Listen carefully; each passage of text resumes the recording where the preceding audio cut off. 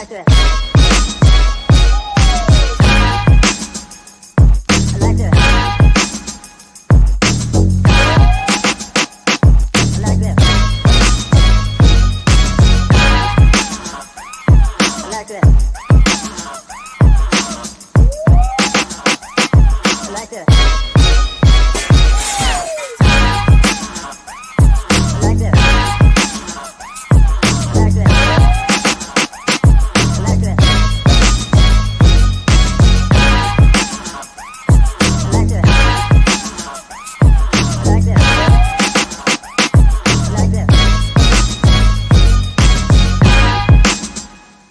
I like that. I like that.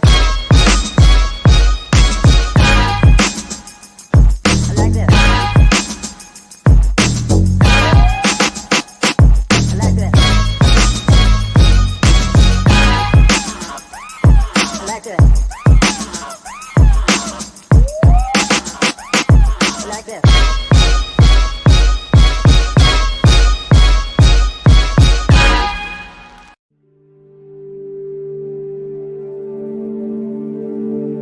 What is school for?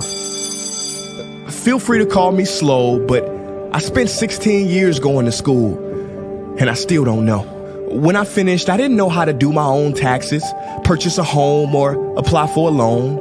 I didn't know a thing about investments, building credit, or getting a job. I graduated at the top of my class, and what did I have? This fancy diploma to sit at home with my mom.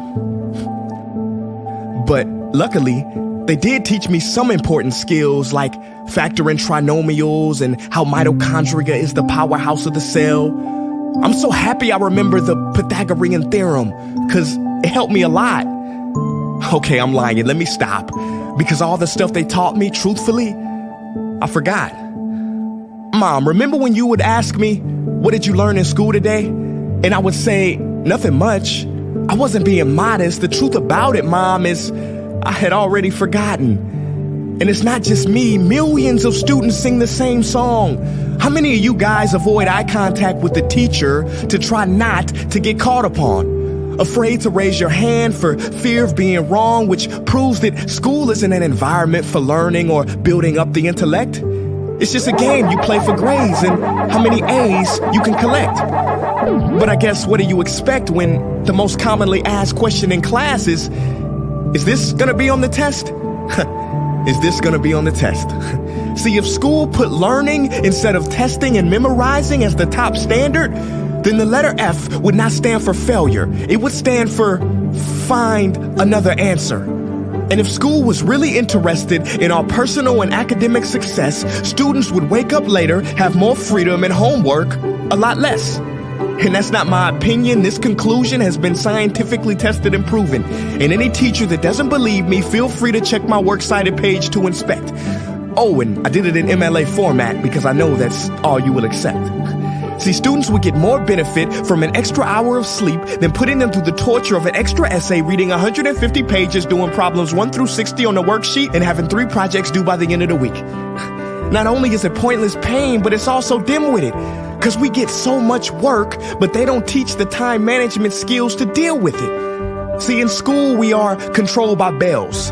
We have to learn in rooms with the feng shui of a prison cell. We have to ask permission to relieve bodily functions, but not before the teacher asks a million questions like, why didn't you go before class? I'm sorry, my bladder is kind of on its own schedule and it's not always timely.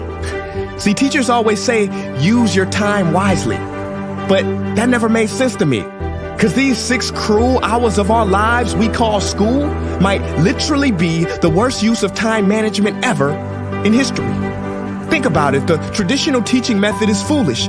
No, it's useless, multiplied by the square root of stupid. What they do is they cram information in your head, force feeding you, and then you throw it up on the test. That's not education. That's bulimia. And the more bulimic you are, the better you will do on their assessments. So it's no wonder why so many students graduate mentally and emotionally anorexic. See, school teaches you how to memorize dots. True education should teach you how to connect them. True education teaches you how to catch a fish. School teaches you, yeah, you caught the fish, but you didn't show your work, so it doesn't count. Throw it back. I'm just asking, what is school for? It's not education. That's just not true. If you still think that, you might be sniffing glue. See, the word education comes from the Latin root educe, meaning bring out, i.e. bring the gifts out of a person and make them viable. But school doesn't bring out much. It just stuffs more facts inside of you. Now, some of that stuff is justifiable. We need reading, writing, and some arithmetic. That's fair. But are you telling me metamorphic and igneous rocks are more important than self-care? If suicide is the third leading cause of death of ages 10 to 24, and Harvard studies suggest the biggest predictor for success is self-control and emotional health, then why the heck aren't we taught how to handle stress, bullies, or rejection? How about anxiety or depression? You know, skills we need for our entire lives. Bro, I don't even know how to cook. I'm honestly surprised I'm still alive. But hey, at least I can name all the battles that happened in the Civil War. Seriously, what is school for? Some say you need it to be successful, and that's something we do not doubt. But do you own a MacBook or iPhone? Did you know they both were created by a dropout? Are you watching this video on Facebook or YouTube? Doesn't matter which you choose, they both were created by dropouts. Ever use Snapchat, WhatsApp, shopped at Whole Foods? Well, thank a dropout. Does your home furniture come from IKEA? Okay, don't get the wrong idea. He was not a dropout. Don't be a fool. I mean, how could he drop out? Ingvar Kamprad, founder of IKEA, never even went to school. I know what you're thinking. He's just picking and choosing. There's millions who didn't go to school that aren't successful. Who is he fooling? And you're right.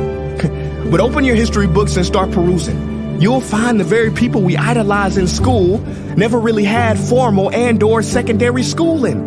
I'm talking George Washington, Abe Lincoln. America's best presidents had zero school between them. Ben Franklin, Thomas Edison, shall I proceed? Ernest Hemingway, Mark Twain, Teddy Roosevelt, Margaret Mead. Now please, I'm not saying drop out, because some schools are great and many teachers are rare treasures. I'm saying that there's a difference between people who are smart and people who score better. I'm saying that your future is something that no test will ever measure. Even if that test begins in 3 letters like SAT, ACT, it's BS if they say those determine your LIFE. No, your destiny is in your hands. You must shape it to be great. So don't expect school to open doors, because it's more likely to slam them in your face. Sometimes I wonder about all the dreams lost in school and how much potential goes to waste. If it wasn't for music and YouTube, then I would have been just another lost case. Everybody watching this, please, close your eyes. Imagine a child sitting in the back of some teacher's class in some town. He never raises his hand, he fails most of his classes, but inside of him, there is a passion. And if nurtured and brought out, will lead him to discover the cure for cancer. But you see, I'm afraid that child's gift will never come out. He will never win the Nobel Prize award because in class he was ignored and his worth was judged only by his scores. So teachers, principals, parents, advisors, and students, I ask one more time, what is school for?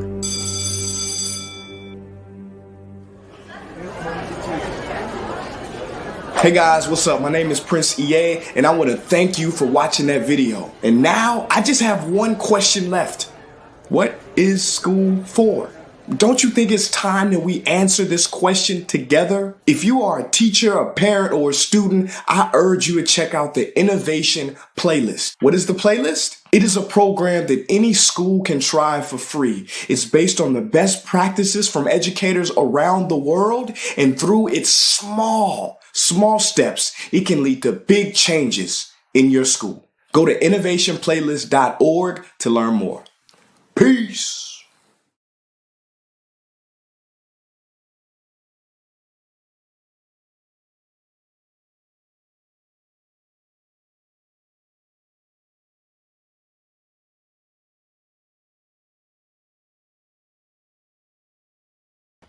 Okay. Can you hear me good, Doc? Yes, sir. Yes, we can. That was our first subject for the night. Good thing we played that because we got everybody late tonight, you know, and everybody is not on time. We welcome everybody. Somebody said they're watching from Georgia. Okay. Um, we The reason I played that was because they had a meeting a couple of weeks ago, and they had all the school system people. They had the mayor. They should have had all the mayors where schools are at um, in Chatham County, but for some reason they forgot all the other ones.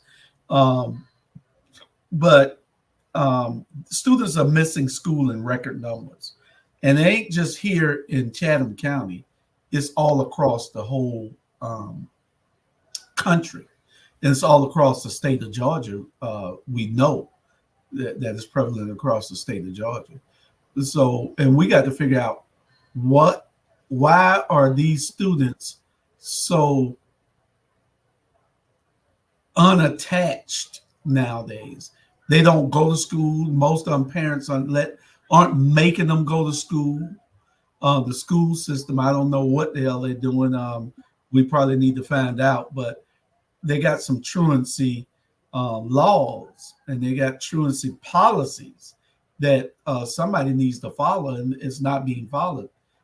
If you got students out every day and students not going to school, hell, my own godchild, she one of them, but she's just my godchild. She's not my child, you know. So we got to see how we can fix this. What do you think are some of the solutions? Well, I'm gonna say the video is an excellent video. And so I was sitting there and I was checking it out, and I'm like saying, "Oh my God, this sounds like me." This is some of the stuff that I was saying to colleges and saying that what happened, people get caught up into being bureaucrats and technocrats. And so that's what all it is. And then they go and throw out saying that this is a formula that you got to use. And I'm like saying that formula is outdated. That formula does not work, and it does not tap the power within people. I had this criticism that was insane by someone. They said that he gives out a lot of aids. Mm-hmm. You know, and I said to them, I'm looking at them like, what? I'm like, and that's a criticism. He gives out a lot of A's. I'm like, you don't know what I do behind the scenes to help them get the A. That I wind up doing stuff that I don't really want to do. But my job, as I said, that is not my job to fail you. And that's what I tell folks. I say, teachers, I'm like saying people say call themselves educators, regardless of what realm, that I'm like, it's not your job to fail people. And that's what some of them get a kick out of failing people. And, you know, and I'm just going to put it out there. It is tied to racism. It's tied to income level of people. Because again, you know, that here go people, if people not like you, then they get a kick out, basically diminishing the opportunities for folks. And so, like I tell them, I said, listen here, I had this one brother, he was like in college, and he put it out there. He said the first A I got in college was in Jamal's class, and I was going to drop out of college. But when I got that A, that then told me I can't do this. And this brother then graduate and then goes on to get his master's. But here it was, these other folks that, again, they had beaten this brother down psychologically. And they do this to a whole bunch of our people, a whole bunch of our children. And I tell folks, y'all talk about bullying. Guess what? Guess who the greatest bullies in schools are? It's the administrators and the teachers and the faculty members. They're the greatest bullies because they not have the power of that pen or to be able to type that grade. And so they can intimidate you. And so that's why if you're not in line with them, my people know, I tell them straight up, we be in class, they can cuss, they can scream, they can holler, all that, and we do it. We going back and forth, but we are not having, in the point that brother, I said that's an excellent video, because what I did when I was at one of the universities here, I put down that the first thing I gave them, I said, educere. And what is educere? That's one of the origins of the word education. And what it means to bring forth, to bring out. I said, what you're supposed to be doing, if you are an educator, you're supposed to bring out of them. You're supposed to bring the greatness out of them. You're supposed to bring that out of them. That's why I tell my people, I said, I see greatness in each one of you. I said, you might not see the greatness, but I see the greatness in you. And so that's what it is when y'all talk about y'all Latin and all the stuff like that. So here you go, educators not even bringing stuff out of the people. So then you try to figure out what's wrong. I'm like, yo, y'all ain't doing nothing to bring it out of them. And so you got to meet them where they are. And I said this to at another college, university I was at. I said to them, I say, y'all got y'all degrees, y'all up here like this, and then y'all say y'all can't understand these students. I said some of them come from some of the poorest educational systems in the state of Georgia. And if you are so intelligent, that means that you should be so intelligent that you can come down to their level, then bring them up. And so that's when I had one of these professors say to me, talking about, like, yes, that's fine. But, and I'm like, saying, listen here. I said, meet them where they are if you are intelligent. But we make excuses as a system. That's why I'm saying a system makes excuses, and then you train these people. So then you have your principals, your doctors, your teachers, your superintendents, all of them still spitting out the same madness and the foolishness. That's why they're not in school, because you ain't doing nothing to touch who they are, to reach them. And then we try to figure this out, talking about African Americans, how they talk about, some of them going to tell you, I don't hear anything good about me in school. Why am I going to go to a place every day and be browbeaten, beaten up, beaten down, made to feel small every day? What you should be doing, you should make the environment such that they want to go to school, that it's so exciting that they want to go to school. But guess what? I can still go on, but I'm like saying, you do nothing to bring it out of them, to bring the greatness out of them. Instead, you punish them and you beat on them and you psychologically bring them down. And you were exactly right. You're not there to fail a student. You're there to educate a student. You're not there to see to his demise. You're there to make sure that he rises. And that's one of the things. That's why every time I see you out in the city, wherever we are, and the students just love you because they love learning from you. If you make education fun, then they'll come and they'll want to learn. It's the same thing I said about being in police work. Your job was to protect and to serve, not to cite and arrest. You didn't go to work every day to cite and arrest. You was there to protect and to serve. First, that's your first order, is to protect and to serve. So it correlates with that, because you got to know what you're there for. If you know that you're there to educate those students, and those students are going to get that education from you, and and that's what your main job is. See, you got professors now. I was on one of my interns was here, and she was over here No, it was Chris, and he was over here working. Chris, two benches. He was over here working, but he had an online class.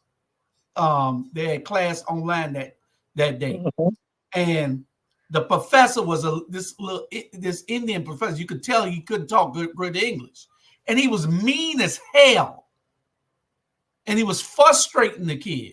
And this is a great kid, smart as hell, And I could see the frustration in him, because the man didn't want to, he didn't give, and he tell him, well, how do I do this? And the man was just so short with him. He was mean to him. And you can't do that to a child, because you leaving an impression on him that we don't want to help, and we need more teachers like you. Matter of fact, we need more Black male teachers who can instill discipline. If you're going to say that our kids are the problem, if that's what you're saying, that our kids are the problem, then recruit Black males to go in there and be figureheads to be role models for them. And that's just part of the thing. My son teaches at Georgetown right now, and they're I think they call it looping him in. His 7th grade class, he has to follow them to 8th. That's because they respect him and they listen to him, but they don't respect other people and listen to him. So you know part of the problem. So you know what to do. So why aren't you doing it? You know, I'm gonna give you two examples of something, and that's what you're talking about.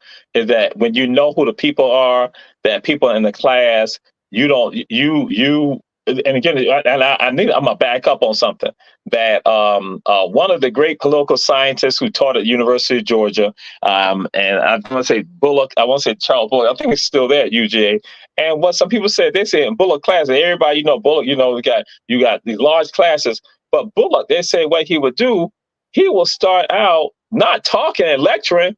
He go around and say, "Hey, Julius, how was that game? How them Chiefs did, Julius? Hey, Marjorie, what do you think about that cupcake that was on such and so?" He's not asking and engaging and having this. And here go this man that somehow they put up on the pedestal. But he's like saying, "Yo, I'm just being real. I'm just talking to the people. That why even my people, I'm gonna know who you are." And I had this example where this one sister, she did not come, she stopped coming to classes and all that. And so what then occurs, eventually, me and that sister talked, her grandmama had passed. So what I do, I said, this what's going to happen. I need you to go and make up this work right here. Bam, and we gonna work it on out. I said, but I'm putting the ball in your court. I'm putting the ball in your court. You do this makeup work. That sister then did the work, and then later on she told other people, she said, "You know what? He was the only professor to be concerned about me when I told my grandmother had passed. Everybody else is like, you can't do it, you can't do it," but he did that. Then I had this brother last year that his father has cancer, elderly father has cancer. So it's him, his mother, and his elderly father. Mother elderly also. The brother come to me and said, "I can't come to class. I'm missing class. My daddy got cancer. His cancer's come back." I said, "Listen, the most important thing you could do right now is be there for your father." I said, "I email this stuff out. Take care of the stuff that I email out to you. Do that. Get it to me. Bam." And so the brother then contacts me in the summer and said, "My father passed away, but I want to thank you. I want to thank you for your consideration that you showed me. And I'm going to come back next year, and I'm looking forward to seeing you." And so I then sent that to some people at the university, and they try to tell me, we all do that. I'm like, I ain't saying it to them. I'm like, hell no, y'all don't. I see the stuff and I observe the stuff. I'm like, y'all are incorrect with the God. They lack compassion. So Julie, what the deal is, they have no compassion for other people, but want compassion for them. I'm like, that's absolutely hypocritical. You are beating people down. And so this is say this right here to folks too. Like, yeah, I'm like, I tell folks, it's not my job to fail you. You will fail you. I'm gonna give you the opportunities to keep that grade up high. But if you decide to fail yourself, guess what? My heart is clean. My conscience is clean. Say that I'll give you the opportunities. And I had someone who come and say that. They say, "You know what? You gave me this makeup work to do. You told me I could do it, but it was all on me." And I said, "I respect your honesty. So guess what? You're gonna get what you get." But I respect that. And that's why I say it's about character. My thing always is about developing character. Our schools are not developing character. And when I say that's not all teachers, but it's a whole bunch of them, it's just a job. It's a 7 to 3 or 8 to 4, and that's it. Or it's just you got classes on Monday, Wednesday, Friday, Tuesday, and Thursday, and that's it. And you're more concerned about your salary, but not concerned about raising up these young people that got to become our leaders of tomorrow. Oh, excuse me. People going to correct me on that. They're going to say, "Jamal, you always tell us that we're not leaders of tomorrow. We're leaders of today." They're leaders of today, but they have to go through the minefield of dealing with other people like myself that was in the same profession. It is ridiculous. I'm looking at administrators who are incompetent, professors who are incompetent, teachers who are incompetent. I'm like saying, and I used to tell them, I said, "Y'all know more than what your professors know. Y'all know more what your teachers know." And the day I was an urban mentoring academy, guess what? I was with them young brothers and sisters, and I'm giving them stuff, and they like looking. Some of them, they were resistant at first, but then later on, they started buying into some of it. And I'm like saying to myself, this is exactly what they experienced in school. This is the same type of stuff they experience in school. So I'm saying, I gotta bring it out. I gotta bring it forward. As you said, I gotta bring it out of you. Yeah, yeah, yeah. It means a whole lot to these kids to have somebody that relates to them instead of somebody that's talking down to them, who can talk to them. And when they start class, they're supposed to start with an A, not with an F to go up. That's Start with an right. A to That's come down. right. That's right. That's right. That's Everybody right. That's starts right. my class with an A. You start this class with an A. It's up to you to lose that A. That's Or, right. That's right.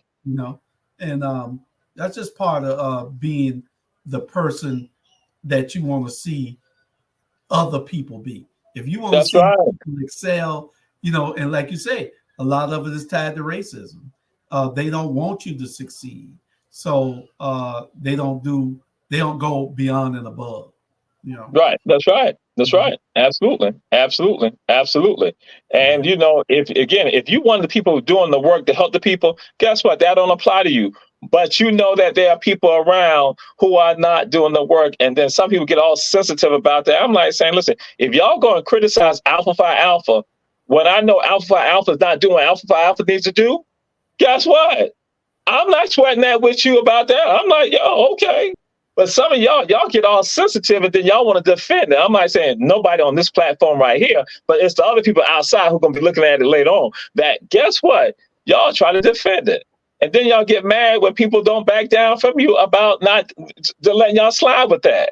No, Mhm. because you help damage this world right here. You help bring about the ignorance that's in this world. That's why you got people who are totally ignorant, who are in positions of leadership, because guess what? You just let them go by. You let them get a title. Yep. Yep. Well, we're gonna go on to a commercial if Giovanna has it ready, and then we'll be back with our second subject.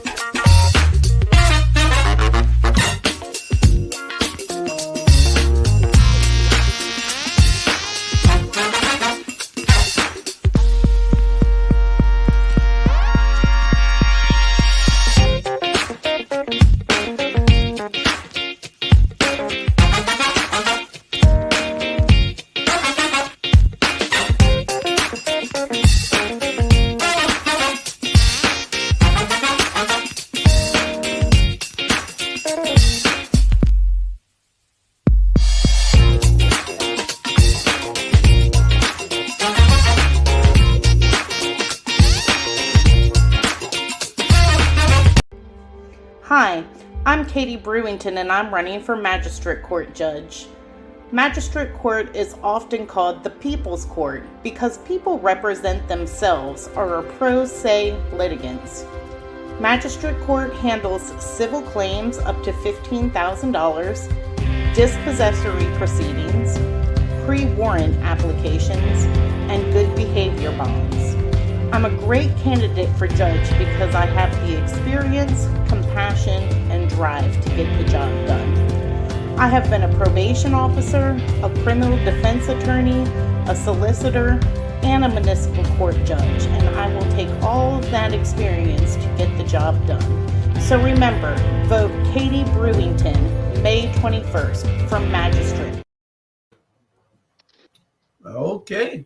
My sinus is draining. That's what's going on. That's why I had this up. And my sinus is draining. Oh, I thought it was something else. Marcus said all systems are set up to keep people in place. They want them so that the people can continue to do what they are doing now. They're not going to change their system. It's up to us to create the systems that are going to create the success we as a community need and to change what we see.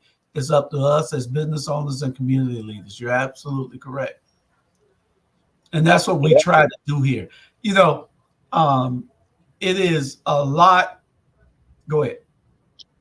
I don't want to hear nothing from Marcus Jackson L. I don't want to hear nothing because you don't want to come on my show. I don't want to hear nothing from him. I can't hear him. I don't know why he emailed the show yet. Got a lot of great information that he has, and he needs to come on. But y'all made me miss my chain of thought too. Oh, okay. Um, So he was saying that we have to be the ones to make the change with what we want to see. yeah, we do. And that's what we do here at Our Black Media. We do that here, and we try to show the change that we want to see. We show that every day. We it's a lot of things I see, and I don't get, and I'm really being real with this, what I'm about to say. I see a lot of people being recognized. I see a lot of people doing their thing. I stay in my lane. Now, if anybody or anything should be celebrated, it should be this platform for what we do in the community. It should be all the things that Our Black Media is doing. We got our own Roku station. Who else in Chatham County can say they got their own Roku station who's doing what we do? We got 4 or 5 magazines that we put out monthly. Who else in this county can say that they're doing that? A state can say that they're doing that. We got 20 plus shows on our platform. Who else can say that they got 20 plus shows on their platform? We're doing what we need to do, but we don't get the recognition. But we just got to keep striking the stone. It doesn't matter. If we cared about what they said, then, and we let it shut us down, then that would be one thing. We do what we do every day because we love doing it and because we feel an obligation to do it. We feel like we have a charge to keep, and that's what we go about every day trying to do. You got people that's being recognized all over the city, and you saying, you scratch your head saying, I'm doing 10 times that, but it's a lot of jealousy, it's a lot of clicks, it's a lot of things, but we just do what we do, and that's all we can do. I just got to say, you forgot the most important thing. What's that? You got Charlie Brown, and everyone don't have that. Everybody ain't got a Charlie Brown. We got Charlie Brown. Say that again. Right. Everybody can't have a Charlie. I heard what you're saying. You're absolutely right. First, I want to say, hello, boys. I don't know where the ladies at, but evidently the discussion tonight is pretty powerful. It's the truth. We're asking you to do us and yourself a big favor. We're giving you great information. Please share, call a friend, let them know about us. So we're going to have a great show tonight so far. I'm sorry, as always, a little late, but better late than not coming at all. Jamal said he felt the prayer that you gave up for him, so now, no problem. I asked Jamal to be nice. I've been very nice to him. He's a very, Jamal, don't start. He's a very kind man. So this community should be honored to have a man like him. And yes, he got a lot of information. So let's go on with the show. Okay, my friends? All right, we're going to go on to subject number 2. And right. Subject number, was that subject number 2? Yeah, subject number 2 was workforce shortages. Where are all the workers? Workforce shortages. Where are the people at? Why, when we go in all these places, we got to wait double what we used to wait, and they tell you, well, we don't have nobody to work. And then I was talking to 2 people today who told me they're looking for jobs. I said, what are y'all looking at? I said, everybody needs somebody to work. So somebody ain't looking the right places, or these people ain't really trying to hire nobody. Well, I I'm gonna tell you part of the problem, if you want to call it that. A lot of families are doubling up. When I say doubling up, you got 2 and 3 family members in the past had their own apartment. Things in this region here is so expensive to what's taking place. They live in one household. So some don't have to work. Only some of the others are working, and it's not as much pressure. Another thing, with the car companies are coming, and a lot of the higher paying jobs, like where my son work at, I always have a problem with what's the name? Amazon. They're hiring a lot of people. They start them off with $18 to $20 an hour. So in fast food, convenience stores, and things like that nature, they are not in line to go to work. The workforce is changing in Chatham County. And I think those are some of my opinions, some of the reasons. Like I say, 3 and 4 family live in one house. They were grown, had their own apartment. They can't afford it. They move back in, and there's not a lot of pressure. And they say, we're waiting on the car company to come. We done put in an application. They say, we're going to have a job. We already been hired. And so they're not looking for the $10 to $12 an hour job anymore. And I think that's what's happening.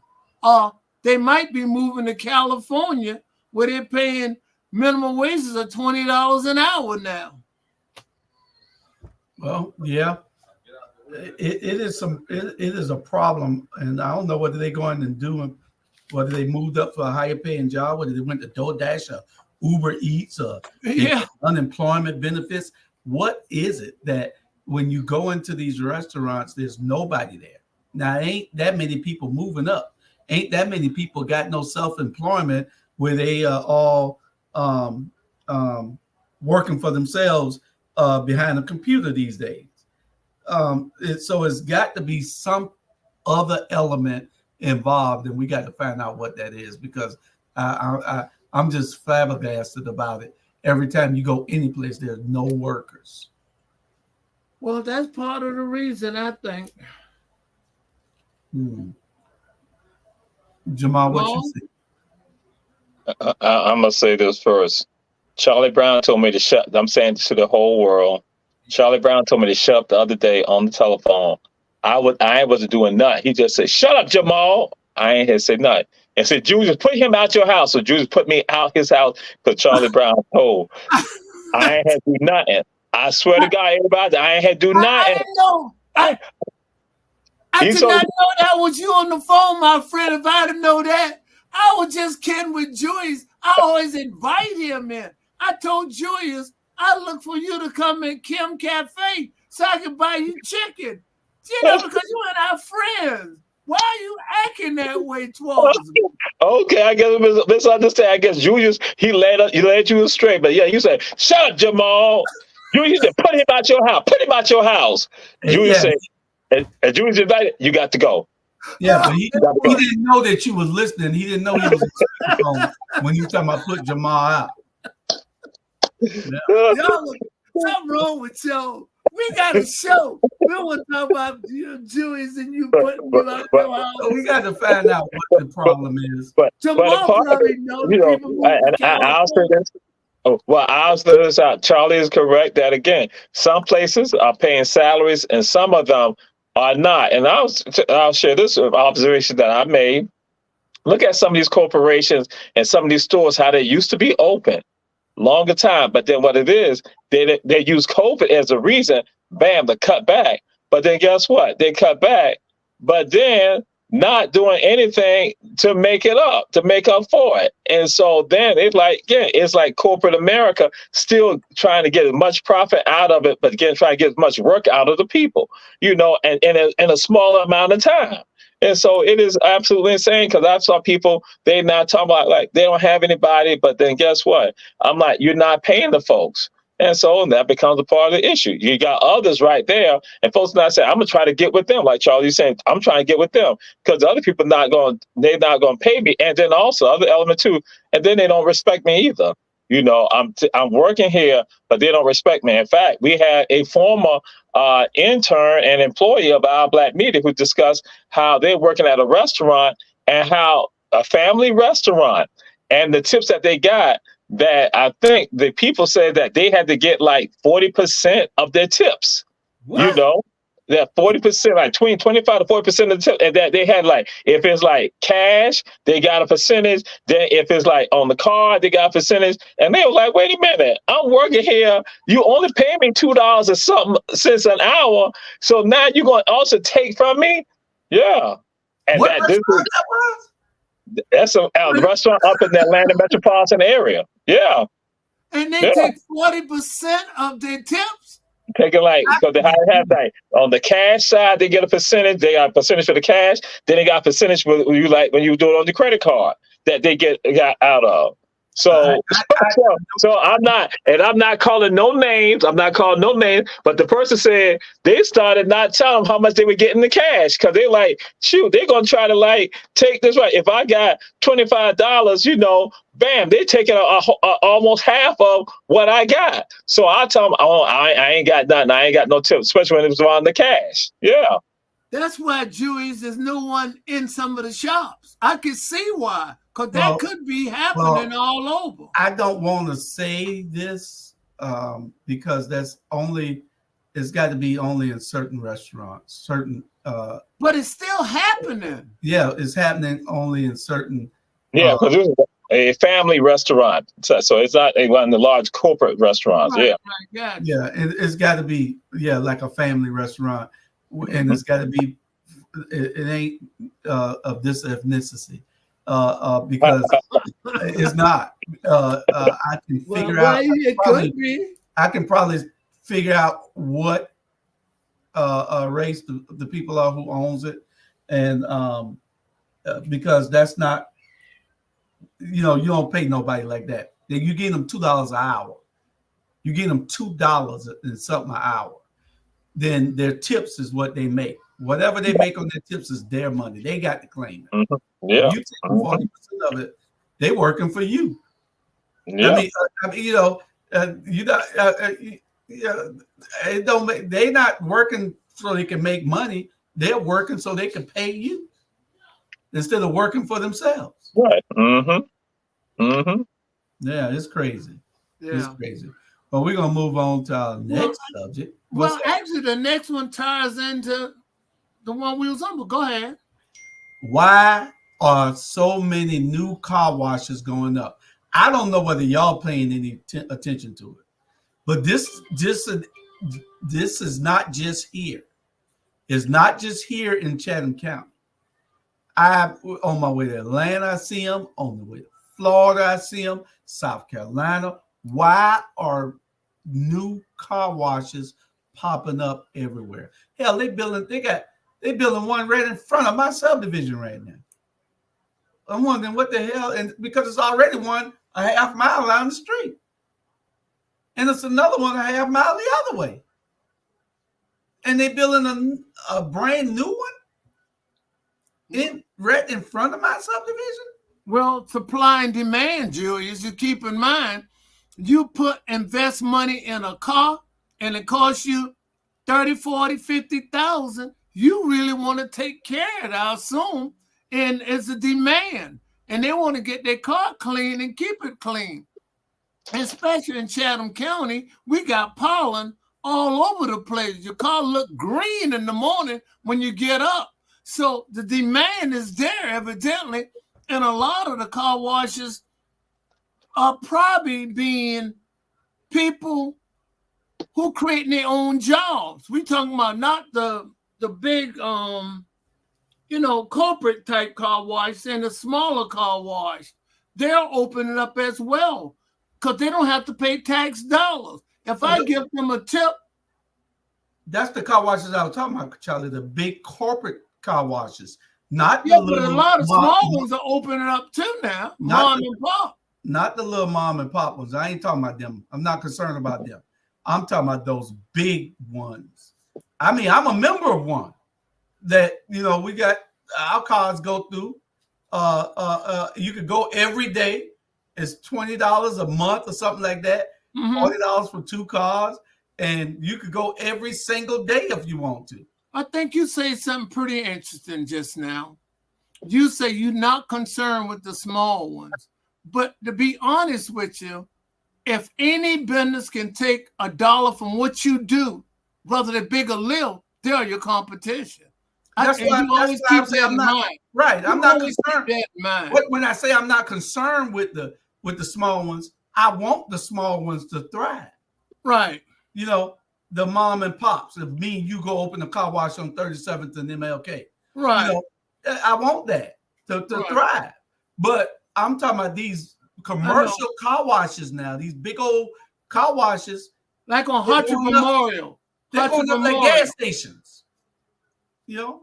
Yeah, like on Hartford Memorial. It's one open up right near Fox and Wheat on right there. Make a lot of noise. You know what I'm talking about? At? Which one? It's right by Fox and Wheat on Hartford Memorial. Yeah. Help me out with the word. Y'all know what I'm talking about. At? It make a lot of noise, don't it, Jamal? It make a lot of noise. Yeah, I was just wondering. I see so many of them, and then I was just privy to a conversation where, this guy, all they do is open businesses, and I'm sitting there listening, and they're saying that car washes is the thing, and I'm wondering how in the hell is car washes the thing? You know, Love's is buying everybody's car wash. You open it up, then they come and buy it. And There's something behind all this, Charlie. Believe me, it's something behind all this. They just put a new one out on Abercorn next to J.C. Lewis. But near the Crystal Burger place, it's a new car wash there as well. You're right, Jew. I see where you're coming from now. It's a way. It's so many of them going up. I ride, you know, because putting up these political signs and everything, and I'm riding all around. I see car washes on every corner, and I'm wondering how can they survive when it's like this like this one. It's one down here, half mile. It's one a half mile down this way, and then they putting one in red in front of a subdivision. I'm wondering how could they do that? You know, how can they all survive? That's like, but you know, if you look at it, it's somebody buying property and it's somebody buying land, and I don't know what it is, but look at the Dairy Queens. It's a Dairy Queen that I know should have been out of business on Highway 21. Should have been out of business. Yeah. Every time you pass there, there's nobody ever there. Yeah. How's it still open? I wonder. I don't want to say nothing, whatever unpolitical, incorrect, or whatever things were. It could very well be a cleaning company. And I would just say that. It's something wrong. It could be a cleaning company. They clean equipment. What you saying, Jamal? Well, some business, there's some restaurants here that they don't have anybody there, and folks going to say, that's a front. That's a money laundering. Money laundering. That's again, there's money laundering going on, and that there's some restaurant people have gone to that along Hudson Memorial. Some people say, listen, that's a front. That's a money laundering front. So hey, when you see some of that, so you got to start. You got to go beyond, you know, just that surface now. So, yeah. Yeah, you know, we on the same sheet of music. I say it could be a cleaning business. Right, right. That's what I know. What I'm saying. Because I don't understand. I'm trying to figure out how in the hell this place been there for 5 years and nobody ever goes to it. You might see one car go through and it got ice cream, right? You know? And you know, because I've gone to it, you know, before. And I wonder if our viewing audience, please, we need some input. Please ask us questions, make some suggestion across the screen. We asking your input. This show is for you. Trust me, we enjoy doing what we're doing, but we want to make you a part. So you can ask us questions and we'll see if we get an answer. Okay? Next time you stop me, jump in front while I'm talking, I know I'm going to come to that. I thought you were still talking. No, your hearing aid needs to be upgraded. I don't because I was still talking. All right, then I'll be quiet. Go ahead and talk now. Good evening. Good point, Jamal. I feel the same way. That what Erica Taylor told Jamal. Yeah, he eating some Dairy Queen right now. Yep, no business at the Dairy Queen for Terrell Dickinson right there. Terrell, you need to give me a call. Me and Mr. Brown looking for you. We are. give Mr. Brown or me a call. We're both trying to get in touch with you. Yeah, that restaurant has no business. And like Terrell, she lives in that vicinity, and she sees no business that restaurant. So it's got to be something going on. I don't know if they better check their records, because ain't no way they could say they made $100,000 that year. You know, if they're in the cleaning business, they made more money than that. What are you talking about? Now, I could say this. Now, they might have several businesses, and they're letting the other businesses keep that one afloat until it catch on or something. I don't know. You know what Ivan Cohen just said? Money of being laundry dry. Dry cleaned and some more stuff. Okay, Terrell says she'll give one of us a call later. Okay, you got Dewey's number? If not, I'll give you my number. Yeah, 912-398-3388. Please call us. I need to talk with you. Yep, and anybody that want to stalk a bald head guy, then go ahead and you can call that number. Go ahead and stalk him. Get him and stalk him. All right. Okay. Did we go to a second commercial yet? No, that's what I'm about to say, but I ain't want. Jamala, you could take us to another commercial.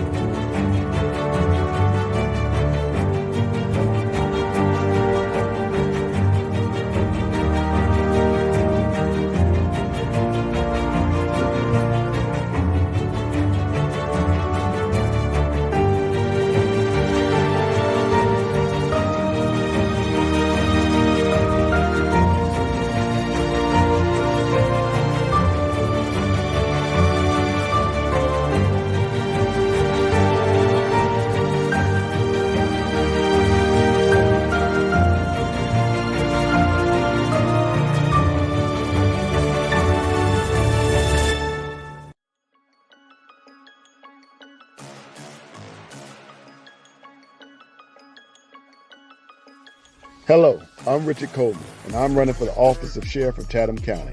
And when I'm elected, I promise to inspect what I expect. Chatham County, it's time for a change, and that change is me, Richard Coleman.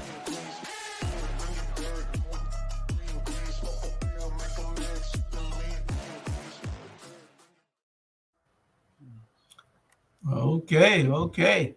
And that segues right into our next subject, don't it? Upcoming elections. We got upcoming elections coming up.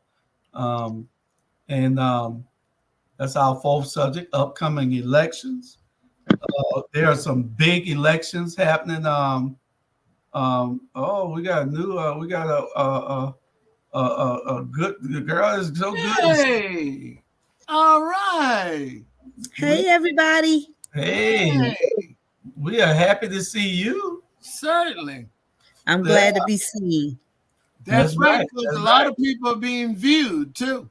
Yeah, that's right. How you feeling? You feeling good? I got a little bit of energy today, so I said, let me come on and exert that energy with my boys for a minute. Thank you so much. Awesome. We appreciate you coming on, even being and not feeling well. All right. Our next subject. Let me see. I haven't said I just got inspired going forward. He shall be known as Charlie Cue Ball Brown. I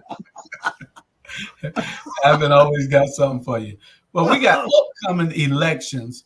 There are some major races out there this year during the presidential elections. Also, we have a bunch of House races to see who controls the House. And there are some Senate candidates, but not in Georgia this year. And they're up for grabs also. So we we just want to touch on a few of those. We got, I don't know where y'all want to start at. Whether y'all want to start the House with Buddy Carter and I want to start. You know, this year, the county election, the general election, it's a partisan election. It's a lot of people know nonpartisan and what it means. Nonpartisan mean like the city election was a nonpartisan election. The county election and the president election is partisan election.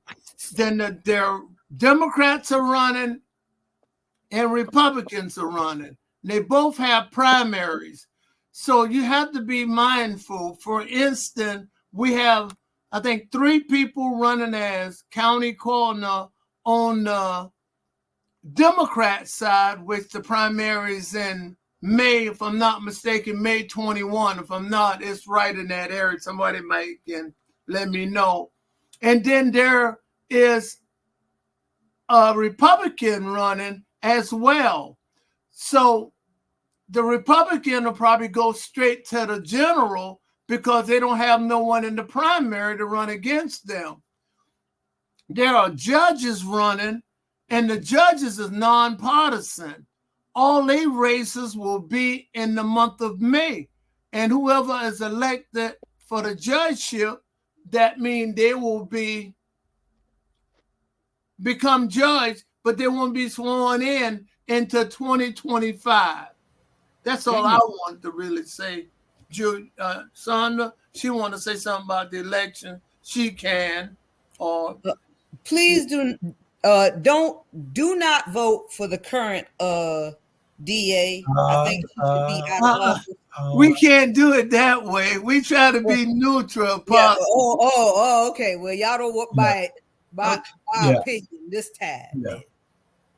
Yeah, we're not gonna we're not going there.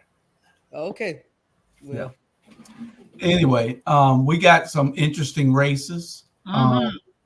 We got some interesting races. And those races, Buddy Carter, for instance, he's going against Patty Hewitt. I didn't know that. That's a U.S. House seat. And so Buddy's up. So all the House is up. I mean, all the seats in the House is up. But I thought that Buddy was in Congress though.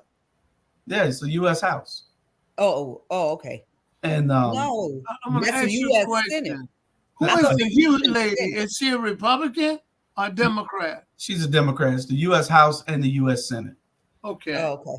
Because Buddy really needs to be up out of there. I mean, but this place of Georgia, you know, just like a lot of these other southern states have been gerrymandered to death. And that's the only reason why it's been so hard to get him out of that seat, him and people like him, you know. Right.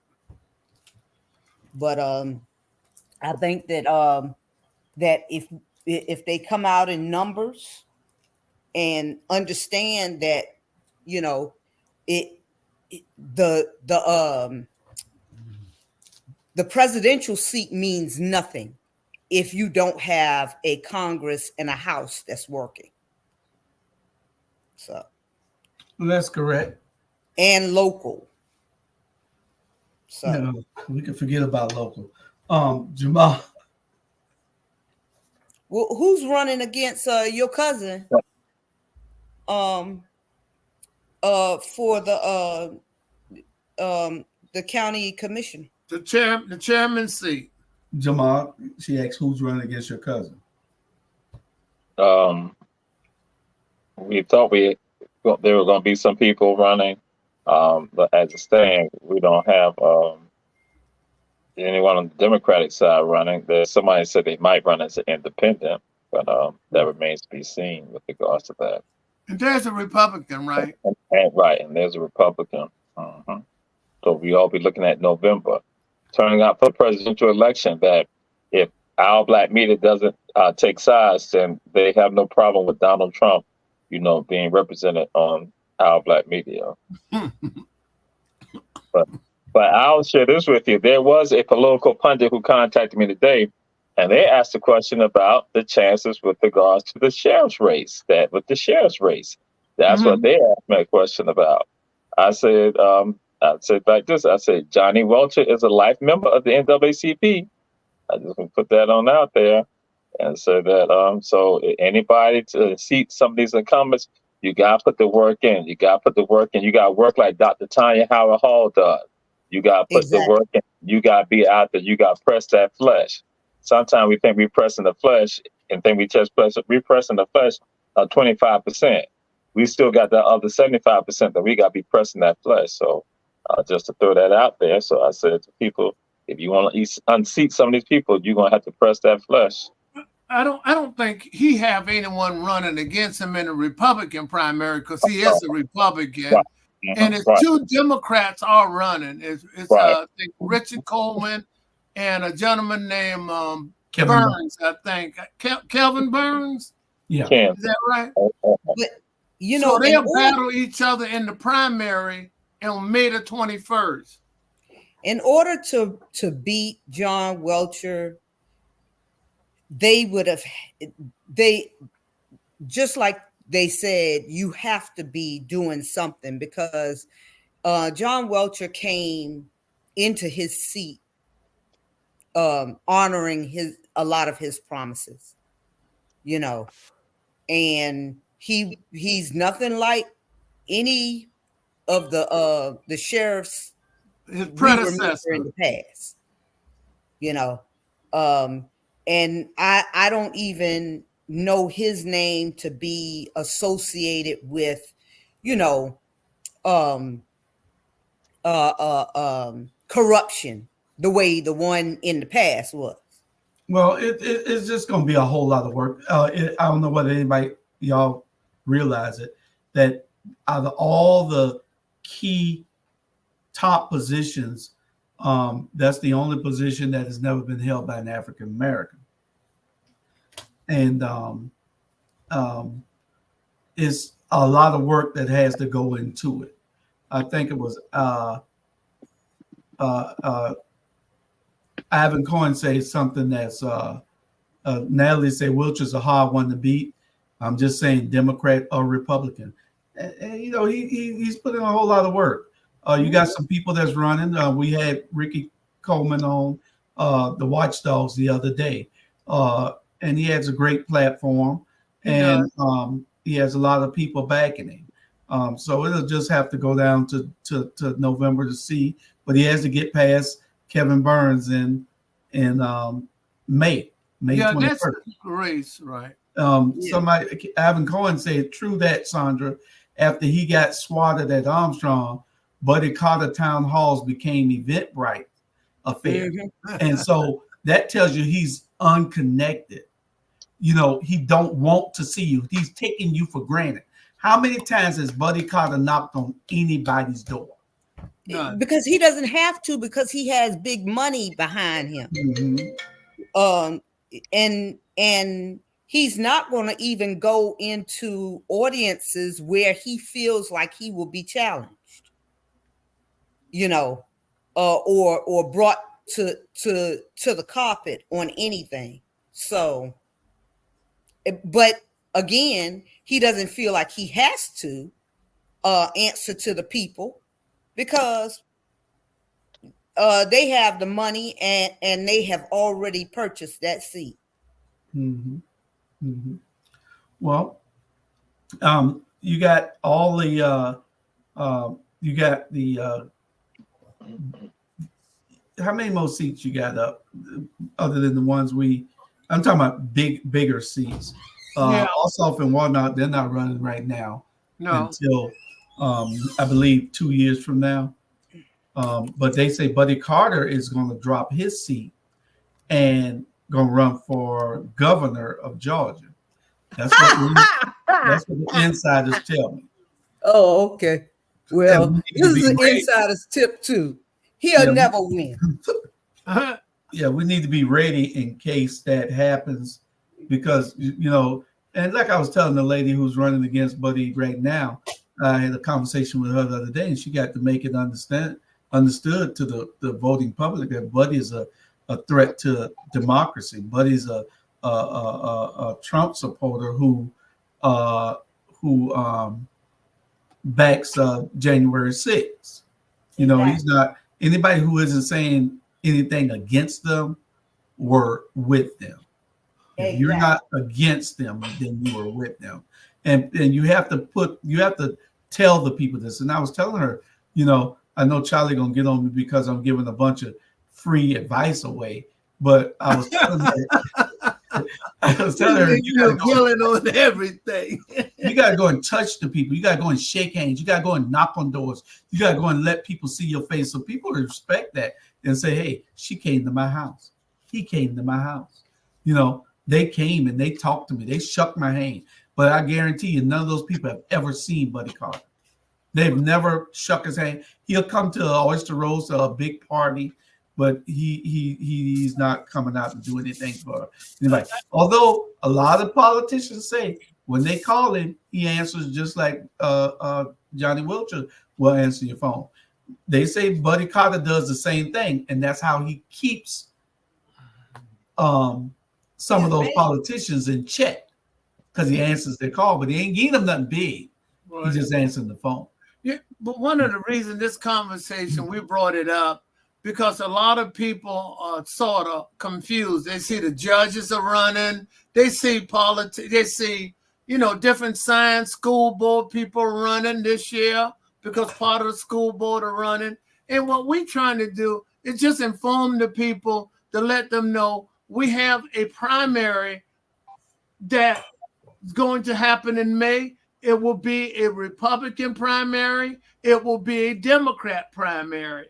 And you need to get out and vote for the candidate, because if you don't vote, you don't really matter. So it's so important. If you like a candidate, listen to the platform, listen to what that person is saying, and you vote your conviction. That's how Charlie Brangan suggests you do. And it's important that, especially when you're running against Buddy Carter, that you tie him to Trump. You have to, because it's hard beating him in the first place in those rural areas. He racks up all the votes in those rural areas. So if you can't motivate the people to tell them that this man is a threat to democracy, and that, like Ivan Cohen said, he didn't drink from cups. He didn't drink Trump's Kool-Aid he said Buddy Carter drank Trump's Kool-Aid by the jug, not from a Dixie. And that's true. And you got to tell people that this man is hand and foot with it. You have to tell people that. I think Son was saying something important. The area's been Mandan, however you pronounce it, have been twisted, and that was to make it really difficult to beat, because what she stated, the way it's drawn, the area is drawn in his favor, really, to be honest with you. Yep, it is. But it's gerrymandered so that he can win, so that he can have a better chance of winning. Anybody can be beaten if the work is put in and if you have enough money. You got to have three things to win these elections: a great candidate, a lot of money, or a great team.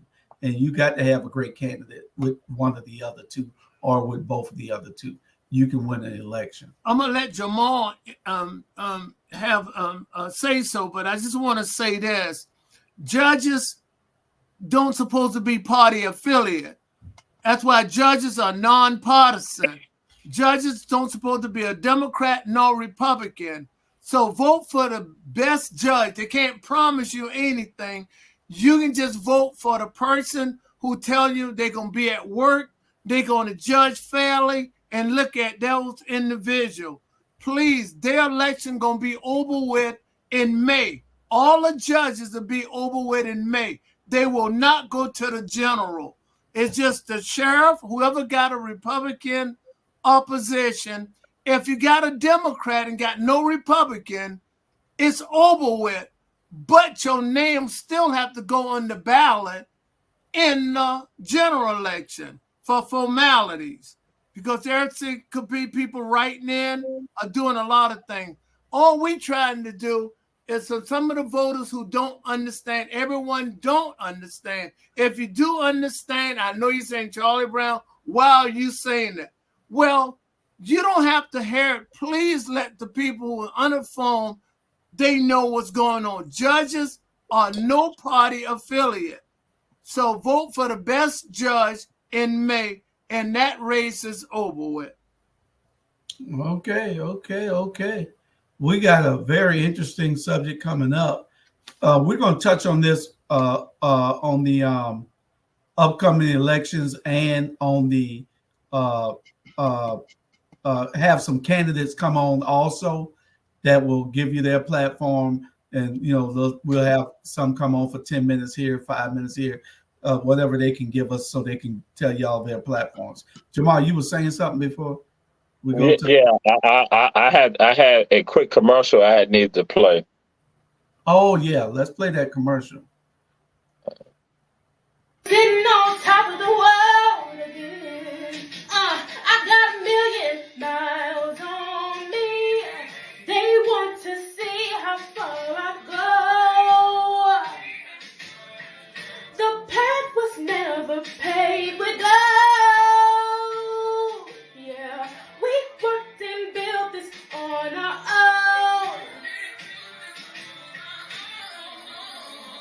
And can't nobody knock it if they tried.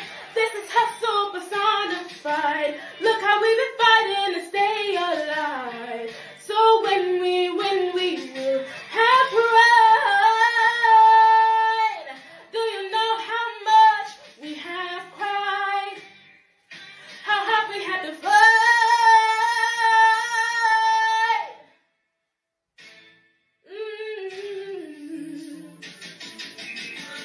It feels so good.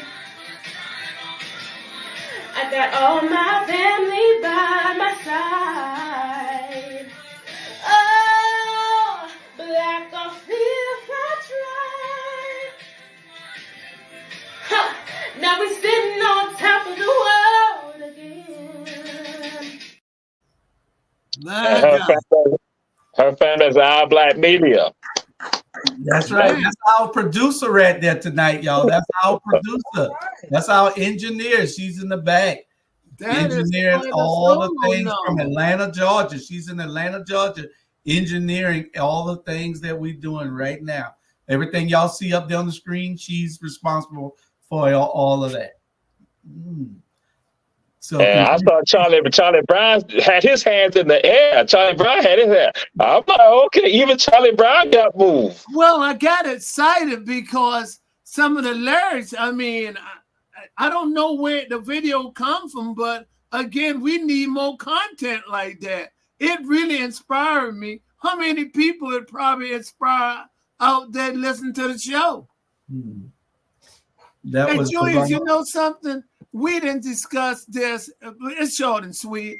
We pay taxes every year. We got a great tax commissioner. We do. And she got an opposition. And that opposition probably do a good job. But I'll tell you what, that tax commissioner we got now, Sonia Jackson, is doing a great job. It's not endorsement. We try not to endorse. But at the same time. Sonia Jackson has really retooled that tax commissioner's office. She did everything she said she was going to do when she ran the first time. Yeah. Jamal, Giovanna won first place in a talent show recently, correct? Yes. On Sunday night, she won first place. She won $1,000. $1,000. $1,000, and she got.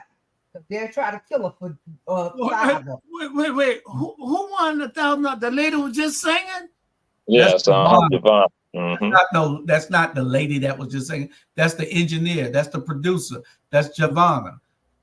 Oh, I didn't know that was her because I hadn't been to the headquarters in a while. That's Javonna. Okay. My God, I am totally impressed. Yeah. She won first place in the talent show Sunday night. We got you. And she's going to be bringing a new show to this platform, hopefully this summer. Wow. Death Row Records still signing people. Death Row Records are still signing people. Yeah, a talent show that we hoping that she'll be bringing this summer. Well, thanks for sharing it. Mm-hmm. Okay, we're going to go on to our next subject. Subject number, 5 or so, something like that? Yeah, spring break. Orange Cross. Y'all got a lot to say about this here. Sandra, I don't know where you at. Spring break and Orange Crush. Spring break is here and Orange Crush is there. We don't know where Orange Crush at. But the guy that had his name as the trademark for Orange Crush said that he's not affiliated with it because there's too much going on. And then Georgia passed this new law where they'll hold you responsible for something, even if you're not there and you're not a part of it. That's if correct. Your name is associated with it. And it's an unfair law that these people see. I tell you, if you don't put the right people in office, they'll do anything to you. Good point. Yep. And you can't do nothing about it because you don't go out and vote. You can't complain. Like Charlie Brown said, if you don't vote, you don't count. That's right. So what say y'all? One of the things is that the guy who owned the name, he contact Tybee officials to make sure, and he contact the state of Georgia. And the reason he did both of them, because Tybee is Tybee and Savannah Beach is Savannah Beach. And Savannah Beach is run by the state of Georgia. I don't know if you ever noticed when you go down to the beach, there are Georgia State Patrol always be right near the beach, on the beach, because the beach is actually, it's a state-run beach. A lot of people, Tybee do not run it. They police the city of Tybee. And what Tybee going to do, they're going to take away all the parking. There will be no parking, and they're going to turn the highway in from a double highway to a single road going in and a single road coming out. They trying to discourage it. Yeah. That's not fair. It's really not. Go ahead, Jamal. You want to say something? Well, I was going to say Tybee does police the beach because that's what happened in my incident, because it was Tybee police. So that belongs to the city of Tybee, and they are there, and that's when that woman called the police, and that's why they came up on me on the dune buggy. And but it do come up under the state. The Savannah Beach come up under the state. It does. I'm saying Tybee can go on there, but if the state want to take over, they can come and take over the investigation. That's why you find the state patrols down there right near the beach. They don't be all over Tybee. They be right near the beach. Just check it out for real. Oh yeah, no, that's what I was just sharing, that Tybee, because that's why Tybee controlled. That's why alcohol and other stuff like that. That's why people get on them, because Tybee, they will go and deal with some of the drunks on Tybee. They get them citations. That's what and that's why it's on the beach, because that is Tybee is a municipality. So, but Orange Crush, one of the issues that are going on too is that that again, you got other people here. You had a reporter from Savannah Morning News. She reached out to a Savannah State Alumni Association to try to get some article, get some conversation with some of the people. And I went and shot her some names of the people who she really needed to be talking to with regards to the origins of Orange Crush, because it also goes to show how she wasn't clear about something. She wanted to know about the generations of participants at Orange Crush. And so, and what you're looking at, this is, again, we have discussed this before and put out there. This is a classic example of Black folks spending money out there and want to go spend some money out there with people who are racist, a system that is racist. Whereas I tell folks, like we said, but I know I put it out there before, if people want to come to Savannah, or come to Chatham County, want to go to Tybee, buy your stuff from Black businesses in the city of Savannah or along the way, or in somewhere in Chatham County. Buy your stuff from there, then go out to Tybee. Don't spend your money with the people, because you're not showing how bad you are if you go and give racist people your money. That don't mean me like crazy. You know, I'm gonna prove something to them. Like, you ain't proving nothing. People to take your money. That's crazy. Yeah, that's crazy. Yeah. Get your gas from Shepherd Food and Gas, gas and food. Go to Styles and Winter and get your gas. Fill up right there and then going out there. Imagine that's the type of money that would be in the Black community. Yeah. Do like we used to do way back in the day when we couldn't go into these people establishments and eat and things like that. That's the reason why our parents packed coolers, and when we got on trains, we had the best fried chicken and sandwiches and all of that type of stuff. Charlie, you remember? We invented tailgating. We if you want to know did. where tailgating come from, that's where it come from. Early morning after you get up, when you go to a football game or where you go, you open your trunk of your car, pull your gallon of water out, wash your hands and stuff, and pull your food out the tail of the car. That's where tailgating comes. That's right. We started tailgating. No. So, I mean, but that's the problem with so many Black people. We want to force ourselves. They'll be following behind us in a store, a ritzy store, and we'll still, we'll be disrespected, but then we'll still insist, well, you can't take my money. Yes, they can take your money, but I wouldn't give it to them. Right. All right, Sandra, there's 921 people that would like for you to sit still that are watching.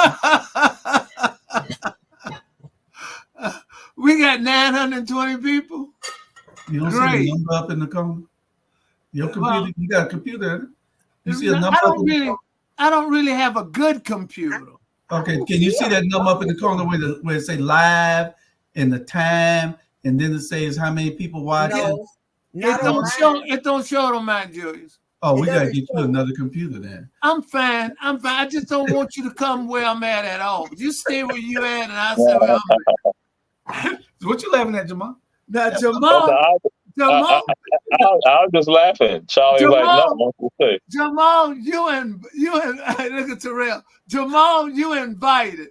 You can come anytime you want to, because if anybody know you're a fine American.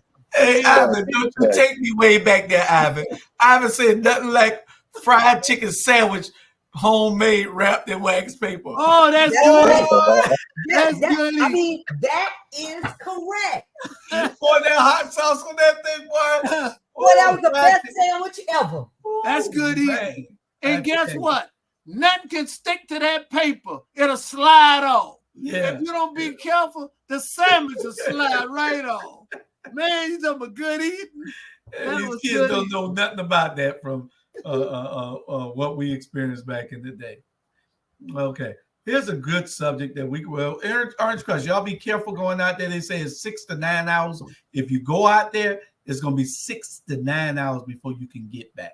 It's no parking, Julie. Please let them know they close up all the parking. No parking. No parking. If you park somewhere, they're encouraging the residents to tow your car. That's correct. They're encouraging the residents to tow your car. They do not want you down there. It's really, and see, that's another thing where you don't vote, you don't count.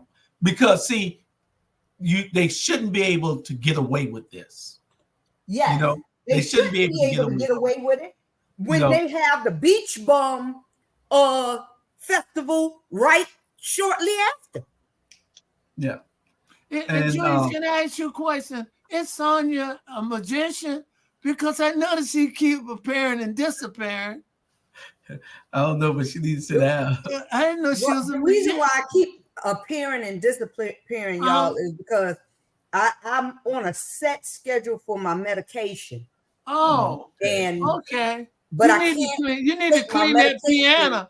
You need to clean that dirty piano you got too. Mm-hmm. I can see the dust on it from here. So don't highlight what I am doing. Highlight the fact that I made it. Yeah, you're absolutely right, magician. We happy that you made it, but there's 923 people watching you, and this is a show that you're doing, and we would like for you to sit still. Joey, why don't you tell them how great I am? Tell the people, the 927 people, how great I am, please. Charlie Brown is great. He's the greatest. Oh man, I love it. Everything. And what you call me, the great one? The great one. Oh, I love it. People, please share, and let your friends know I'm on the air. Go ahead, Mr. Hall. I did respect you. Now, this is a good subject here. We got about 30 minutes left, and we got three subjects left. Three subjects left.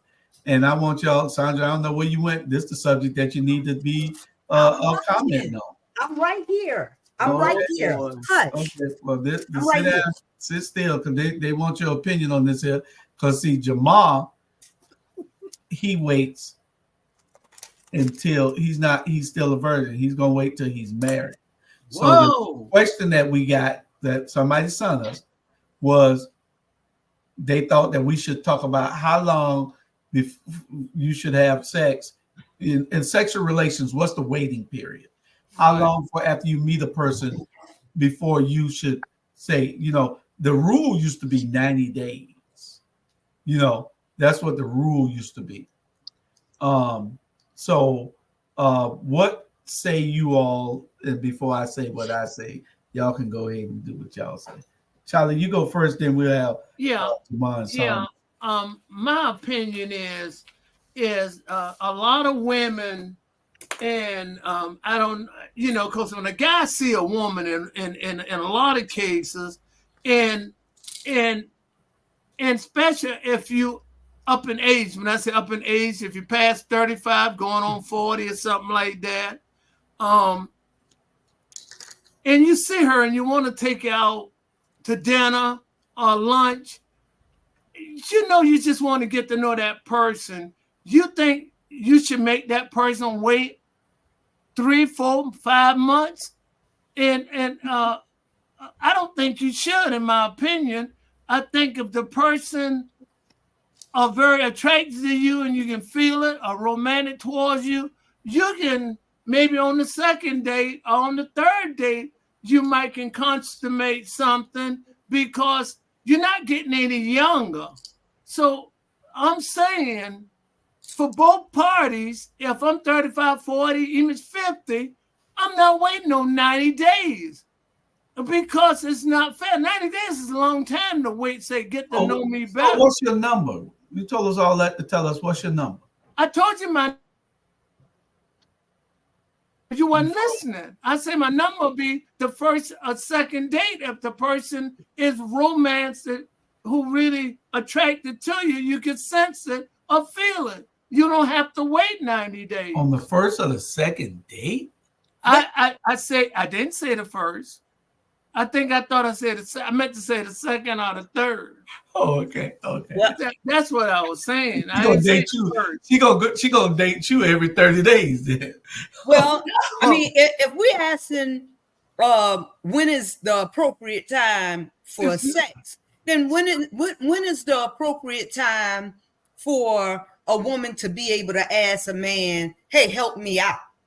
Because see, that's the same thing to me. You don't know who you're getting, what you're getting, and I wouldn't even, in this climate these days, we had I don't know if y'all saw it on the news, but we had an engineer at NASA be arrested because he turned out that he's a serial rapist. What? Yes. And the thing is that with so many people dating online, meeting people online, you don't know what you are getting, and you don't want this person to snap, crackle, and pop after y'all are in, either you're in a situation where you can't get out of, a hotel room, your house. Please never invite a person that you don't really know to your home, because then you're putting yourself in jeopardy. You're putting your children in jeopardy. Everything, What kind of time? What kind of time? You like this person. You digging right. them. You done went on 2 dates. He done took you and got your favorite that restaurant that you was telling us all about. it takes at least 60 to 90 days for a person for you to really get to know a person and understand. By 60 to 90 days, if he can't wait 60 to 90 days for you, he's not for you. Okay, that's a good standard. Jamal. All right. After reading Julius Hall's book, 30 seconds after I get their name. Boy, you crazy. How long, Jamal? Repeat it again. 30 seconds after I get their name. That's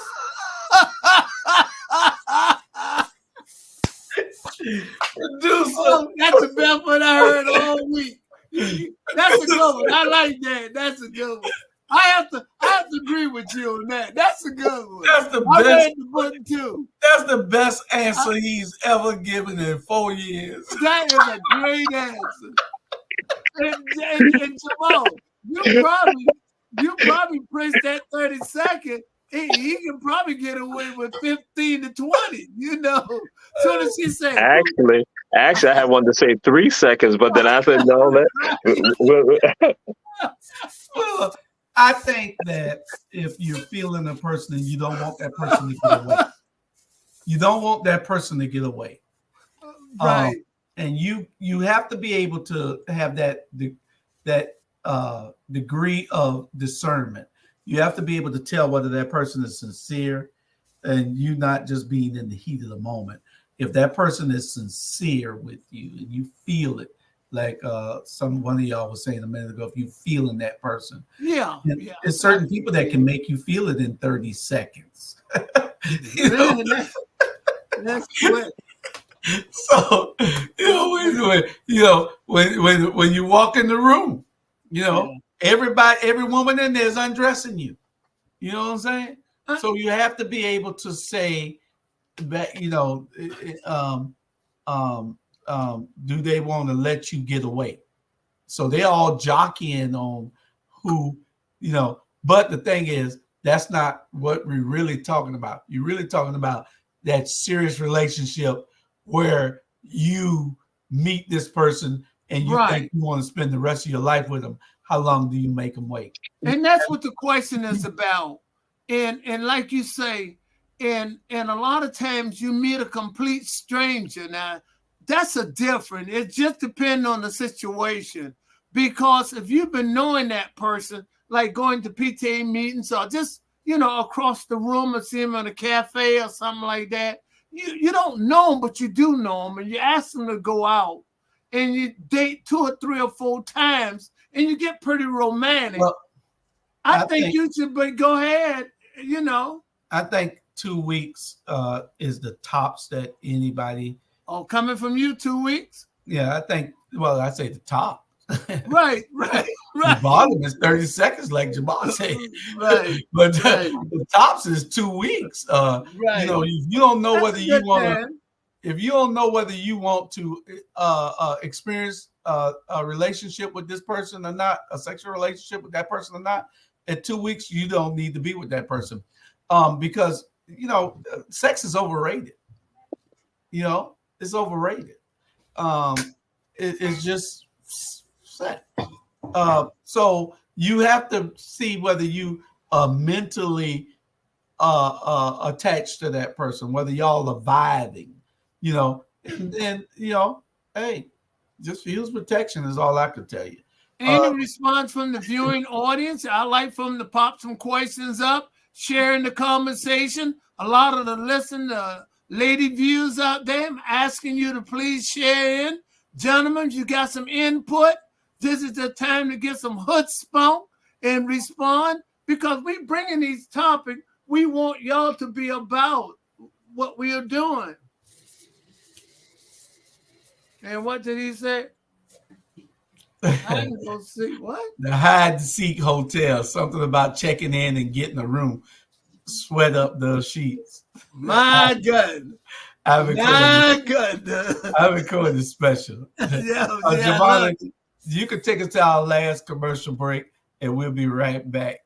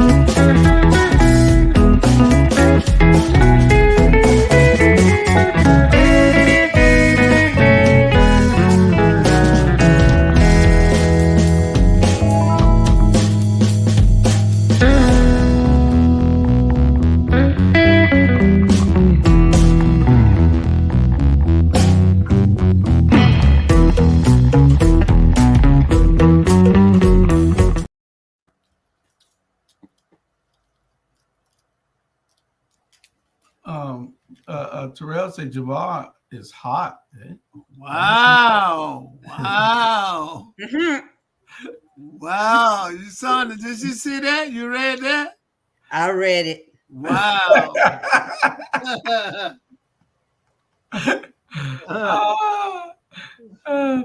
Somebody after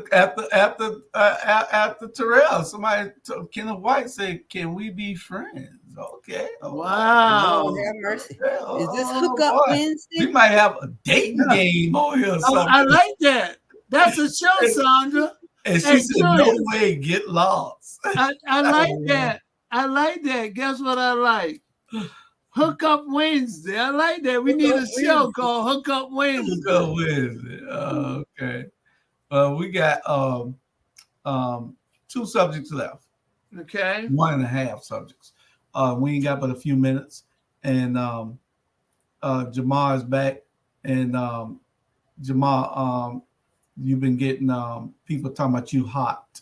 I don't know what the hell they talking about. That red shirt he got on. The red shirt or the red hair? The red shirt and the red hair. They say I'm hot. They say I'm hot. Who say I'm hot? Who say I'm hot? Oh, thank you, Terrell. Yeah, that's right, Terrell. Yes, thank you.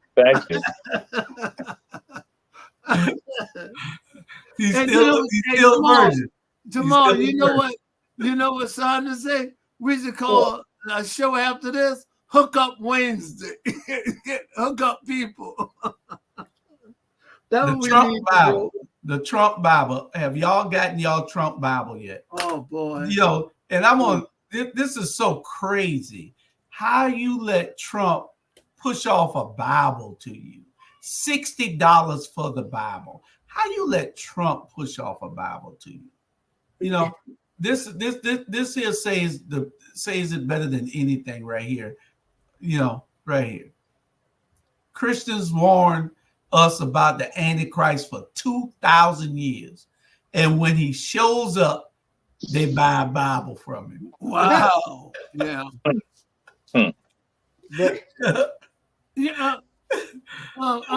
Joe, I know we talking about the Bible, but I noticed Vanessa, and she's a lawyer supporter, been for years. Her good friend Lou Gossip died last week, and I want to condolence to Lou Gossip family, and certainly to her, because she was just like family to him. So from Charlie Brown, the black media, we saying condolence to the family of Lou Gossip, and also to you, our friend Vanessa Taylor. And thank you for sharing our show and content. We love you. Now we can go back to Trump, but I wanted to take care of that, Jew. Yeah, say the Bible compliments his sneakers. That's what Ivan said. But I don't know why anybody would want to buy a Bible from this guy. He don't need. He called 2 Corinthians 2 Corinthians. Mm-hmm. He don't even know how to say it. You could tell this man ain't never thought about picking up a Bible. He's faking with the people. And if you can't tell that this man's fake, anybody. I saw a shirt today that said, keep the immigrants, deport the Republicans. Because if you're supporting this man, then I personally like him because he had balls enough to challenge the system. The only thing that I agreed with him on was the border wall. But other than that, it wasn't nothing else that I liked about the man. I think what's interesting and it's a sad day that he tried to give the Lord's Prayer and he didn't have a teleprompter and he couldn't get the words correct in the Lord's Prayer. Didn't even know. It was on news. Did you see this comment here? Pastor Small said Saturday he's surprised that Trump didn't catch on fire. Yeah, that's a point. And that's sad. Oh, you're quite welcome too. Yeah, man, it's crazy with Donald Trump. It's crazy. It is. Charlie, Jamal, I need you back 1 second.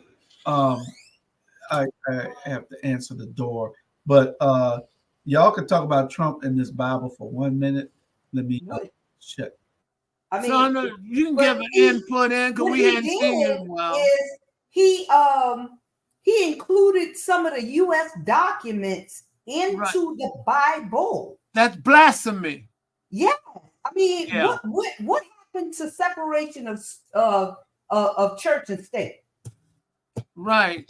And I don't know who the idiot was that told him that this would be a good thing, but right.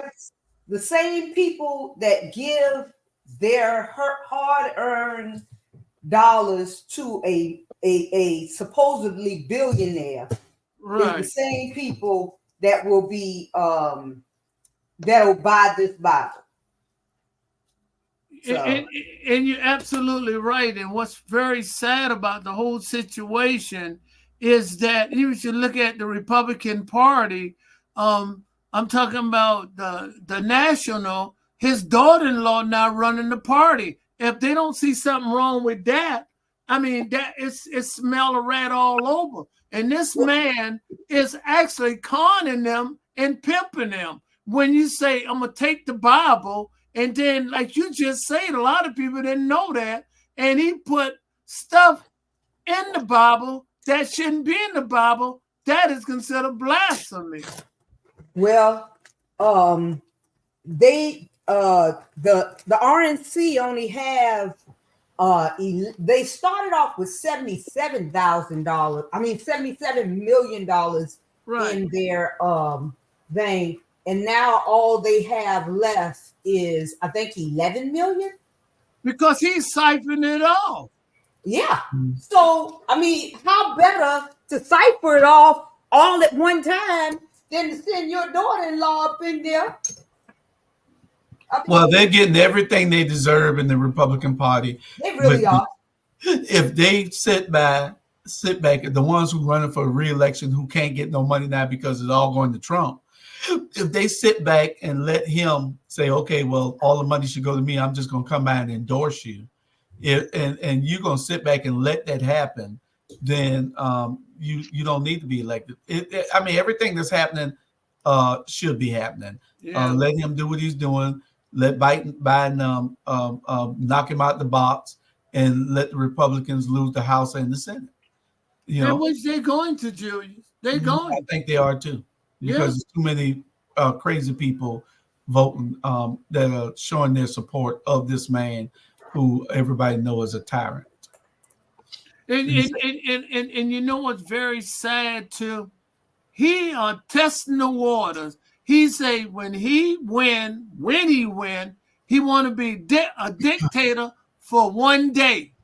That one day is just feeling the people out. He want to be a dictator, period. If you thought we had a hard time getting him out of office, now he lost. If he get back in, they will never get him out until he just actually die or whatever. I'm not saying no harm to no one, but you know what I'm saying. You have to tote him out of office. He'll die in office. My question is, where's the black church fighting against Trump since the white church is all behind him? You got these people. That tells you about religion right there. That tells you about whether you're serving the same God. That tells you whether you're serving the same Jesus. That tells you whether you're reading the same thing in the Bible.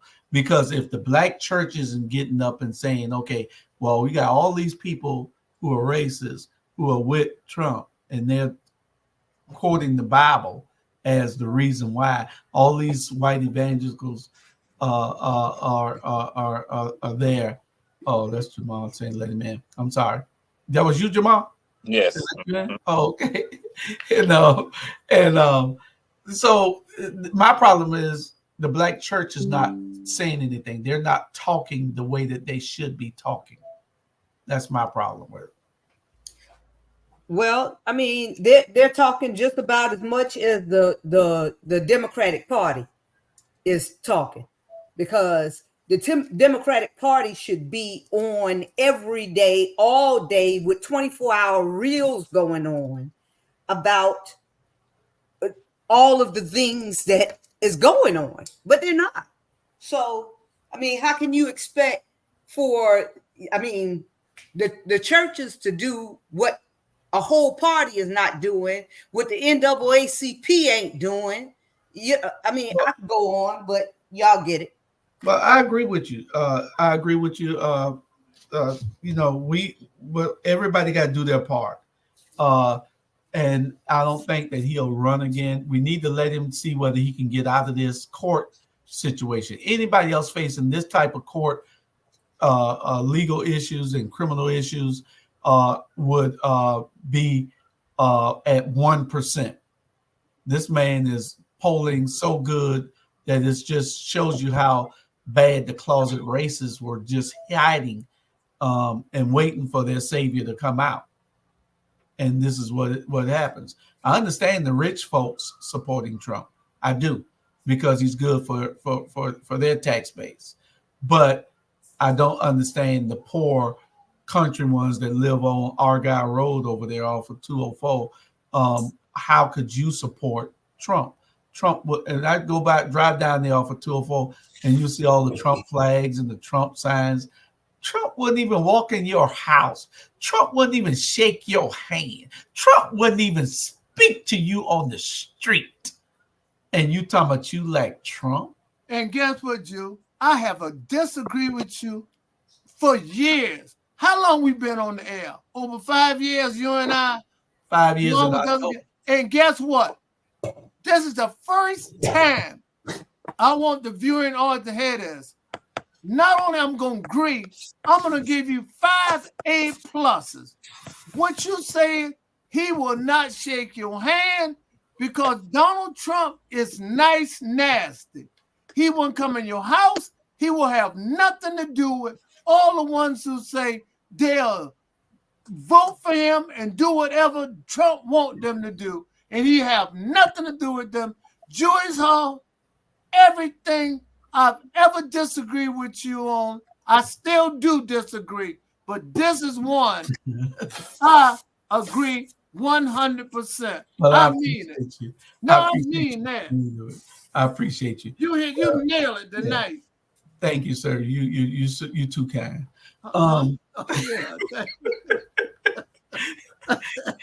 Okay, we're gonna go to our last. We got approximately 7 minutes left, less than that. I was going to say Trump is making history being on the campaign trail and the courtroom at the same time. Yeah. Our last thing is, think about this. Anybody, you got a minute and a half to say whatever you want to say. 1 minute and a half to say whatever you want to say. This is our new segment that we're going to do at the end of every show. We'll stop if it's 20 minutes before the end of the show. We'll stop. And this new segment called I Got Something to Say Before We Go. That's the name of this segment. I got something to say before we go. You got 2 minutes, but tonight you only got a minute and a half because we went too long. All right? Charlie, you first. Okay, well, you're very kind. One of the things I like to say, I want to thank the viewing audience. Again, this show is for you. We want to bring you as much information, much content as possible, but we do need your input. We need you to type in, ask us questions, challenge us, make it happen because we love doing it for you.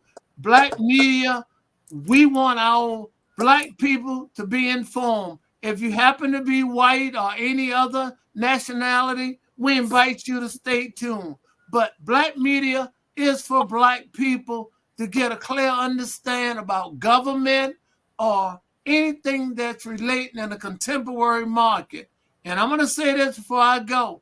The grass always look greener on the other side.